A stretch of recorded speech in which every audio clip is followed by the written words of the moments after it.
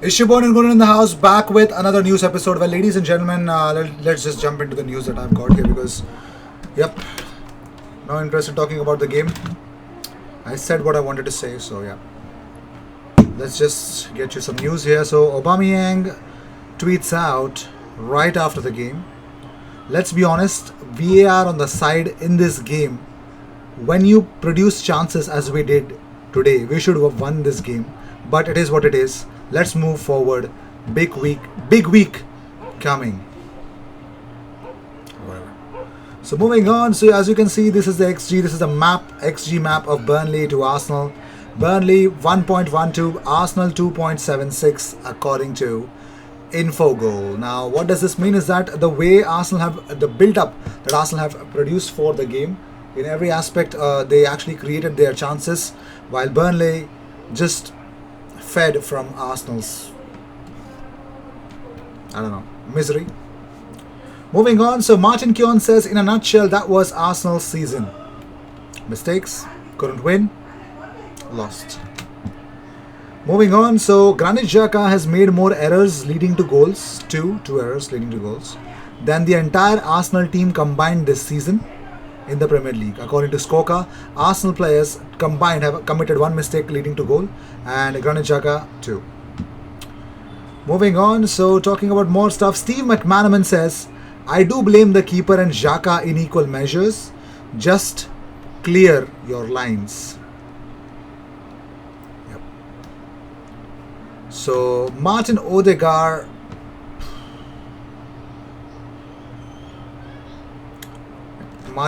says on playing under Arteta, it's been amazing. He's a top coach. He's really intelligent, really smart, and there are so many things I can learn from him. So I'm just happy to be here and be able to learn and see how he works. The club is in a process now where things have changed a little bit, but what I've seen and experienced here makes me sure the club will be back at the top very soon. I think we have really good players at the club and some top talents. Talking about his future, Odegaard says, to be honest, I'm just focusing on finishing the season here and doing as good as possible. In the future, we'll see what happens. At the moment, I'm really happy to be here and I'm focused on helping the team end the season well. That's what it was. So talking about Burnley versus Arsenal full time, well, pretty much sure it was, I don't know what it was, because 9 shots for Burnley, 16 for Arsenal, on target 5 for Burnley, 3 for Arsenal, pass accuracy 73% for Burnley, 82% for Arsenal, possession 41% for Burnley and 59% for Arsenal. Now Arsenal have failed to beat Burnley in their last 3 Premier League meetings, having won the previous 10 fixtures in a row. Yes, and Arsenal have failed to have a single shot since the 56th minute against Burnley.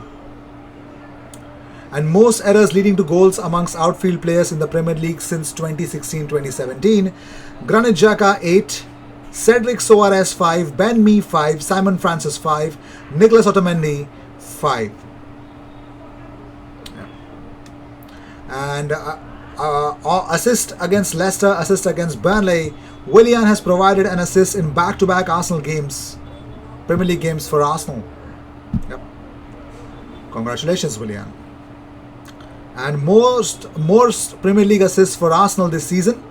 Willian has 5, Emil Smith-Rowe has 4, Lacazette has 2, Saka, Bellerin, Xhaka and Ceballos have 2 each. But Willian has now provided more Premier League assists and no Chelsea player has more than him. Pierre-Emerick Aubameyang has scored more goals against. Pierre-Emerick Aubameyang has now scored more goals against Burnley than any other English team in his career. He has scored 8 goals. Wait, he scored 1 for them as well, right? Bukayo Saka is the second youngest player to reach 50 Premier League appearances for Arsenal at 19 years and 182 days old. Unreal, isn't it? Well, there is this guy on Twitter named Johnny Singer. Now, he has actually asked for an explanation what exactly is handball shit. He said, he actually tweeted this out. He said, so I'm more and more flummoxed by the Peters non-penalty the more I look at it. This is what the law says. So he says that a touches the ball with their hand or arm when the hand or arm has made their body unnaturally bigger. The hand or arm is above, beyond than the shoulder level. The above offenses apply even if the ball touches a player's hand or arm directly from the head or body of another player who is close. So he actually tweets out, says that, so the law specifically says if the player has made their body unnaturally bigger, distance doesn't matter. So both Kevin Friend and PGMOL have either got the law completely wrong, which feels unlikely given their expertise, or decided that Peters is in a natural position. And if that's a natural position, then everything we've seen have been told about VAR this season is not true. It means all those defenders dealing with the crosses with arms behind their backs were needlessly hindering themselves. Either PGMOL have to come out and say, yeah, we got it wrong, heat of the moment and all that, and we've got to completely change what we do and don't think of as handball again. Those are his thoughts. Yeah, whatever. So moving on, so Mikel Arteta has openly actually spoke about the whole thing. So here's the post-match conference thoughts of Mikel Arteta. Talking about the penalty, he says, I think it's clear and obvious. There is no debate. If that's not a penalty, then someone will have to explain what a penalty is in this league. And talking about the pressure on the Olympiacos games, he said, we have the pressure of representing this club and what it means in any competition that we play. We have to win it regardless of what we are doing in any other competition. And he was asked whether Europa via the league is now over now. Europe via he says anything can happen. Yeah, that's what he said. Arteta on silly mistakes says it looks easy from the outside, but it's not that easy on here. If someone tries to make a mistake because they want to play, I will always support them. If someone is hiding and they don't want to play and then makes a mistake, I'm not going to have that. And talking about Xhaka's error, Arteta says, it can happen in football. We did it using Burnt and trying to use the holding midfielder in that situation. We scored a goal from Oba all the way from Bernd Leno. We conceded one chance and that comes from Bernd Leno, deciding to kick the ball long, and we could not control the second ball with an open structure. And talking about playing out from the back, Arteta says, it's what it is, it's the way we play, it's the way I want to play, and we just have to know the risk and the rules that we have in the certain areas and the types of balls we have to play.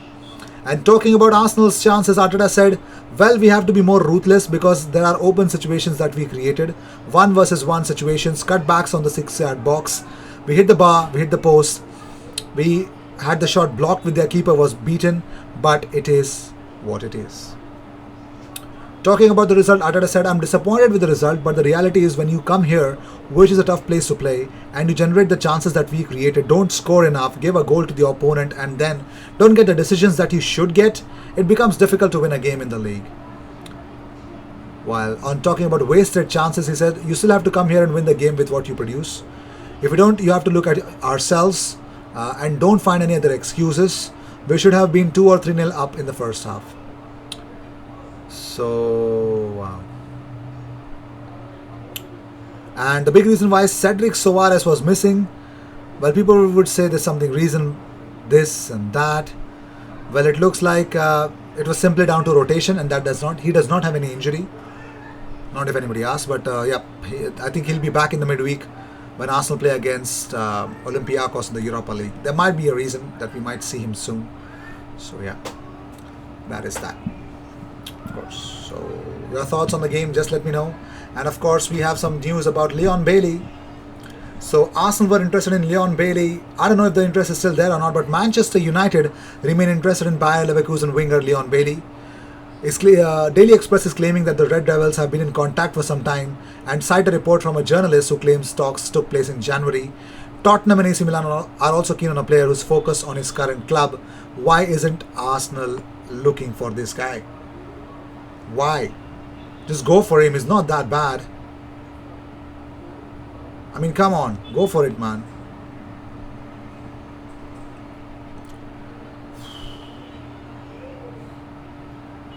Go for it. Yep.